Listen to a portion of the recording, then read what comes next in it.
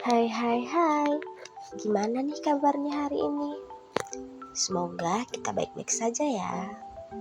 Nah, di video kali ini kita akan membahas tentang pahlawan nasional. Stay tune ya.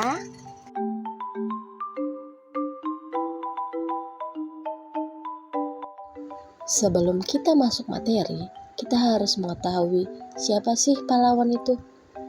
Nah, pahlawan adalah seseorang yang menonjol karena keberaniannya, pengorbanannya, dan tindakan heroik dalam membela kebenaran atau kepentingan publik. Mereka seringkali dianggap sebagai tokoh yang luar biasa karena kebaikan dan kemampuan untuk mengatasi rintangan ataupun resiko. Pahlawan yang pertama ialah Pangeran Antasari. Pangeran Antasari ini berperan dalam sejarah Indonesia yang mana pada tahun 1859 diangkat sebagai Sultan Banjar menggantikan Sultan Adam yang diasingkan oleh Belanda. Pengangkatan ini menandakan dimulainya babak baru perjuangan rakyat Banjar. Ia memimpin rakyat Banjar dalam perang melawan Belanda yang berlangsung dari tahun 1859 hingga 1905. Perang ini merupakan salah satu perlawanan rakyat pribumi terlama dan terberat bagi Belanda. Beliau membentuk pasukan gerilya yang bergerak lincah di wilayah hutan dan sungai untuk menyerang pasukan Belanda. Taktik gerilya ini membuat Belanda kesulitan dalam menghadapi perlawanan rakyat Banjar. Pahlawan yang kedua ialah Ki Hajar Dewantara.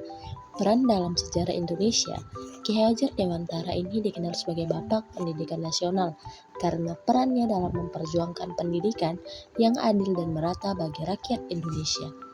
Nah, pesan yang sering Bapak Ki Hajar Dewantara ini sampaikan yaitu setiap orang dapat menjadi guru dan setiap rumah dapat menjadi sekolah.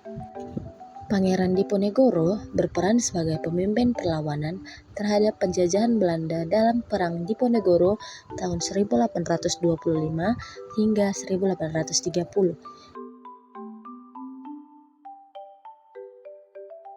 Peran dalam sejarah Indonesia, Teuku Umar sangat penting dalam perjuangan kemerdekaan Indonesia karena peran besar dan kontribusi nyata dalam perlawanan Aceh terhadap Belanda selama Perang Aceh tahun 1873 hingga 1904. Ia dikenal dengan strategi perangnya yang unik, termasuk berpura-pura menyerah dan bekerja sama dengan Belanda untuk mendapatkan senjata dan logistik, kemudian digunakan untuk melawan penjajah. Sultan Syahrir memiliki peran penting dalam perjuangan kemerdekaan Indonesia karena terlibat aktif dalam berbagai aspek, mulai dari diploma hingga gerakan bawah tanah. Ia berperan penting dalam negosiasi dengan Belanda untuk mendapatkan pengakuan kemerdekaan, menyebarkan berita kekalahan Jepang, dan merencanakan proklamasi kemerdekaan. Selain itu, Syahrir juga menjadi tokoh penting dalam pembentukan organisasi pergerakan dan politik, serta memiliki pemikiran yang brilian dalam bidang politik dan diplomasi. Sultan Hasanuddin dari Goa, Sulawesi Selatan dikenal sebagai ayam jantan dari timur karena kegigihannya melawan VOC Belanda pada abad ke-17. Ia memerintah dari tahun 1653 hingga 1669 dan mempertahankan kedaulatan kerajaan Goa. Meskipun akhirnya harus menandatangani perjanjian Bungaya, ia tetap melanjutkan perlawanan. Keberaniannya menginspirasi banyak generasi setelahnya. Ia diangkat sebagai pahlawan nasional pada tahun 1973. Samratulangi adalah pahlawan nasional dari Sulawesi Utara yang dikenal sebagai tokoh pergerakan kemerdekaan dan gubernur pertama Sulawesi pada 1945 sampai 1949. Ia berperan penting dalam memperjuangkan kemerdekaan Indonesia dan menyebarkan semangat nasionalisme di kawasan timur Indonesia. Ia juga dikenal sebagai seorang pendidik dan ilmuwan. Pemikirannya tentang persatuan Indonesia sangat berpengaruh di masa itu. Namanya kini diabadikan sebagai nama bandara di Manado.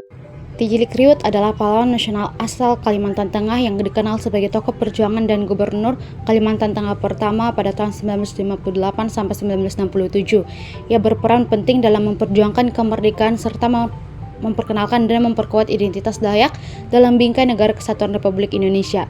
Selain sebagai pejuang, ia juga dikenal sebagai wartawan dan tokoh budaya. Tijilik Riut ikut dalam penerjunan pasukan ke Kalimantan saat masa revolusi fisik. Namanya kini diabadikan sebagai nama bandara di Palangkaraya.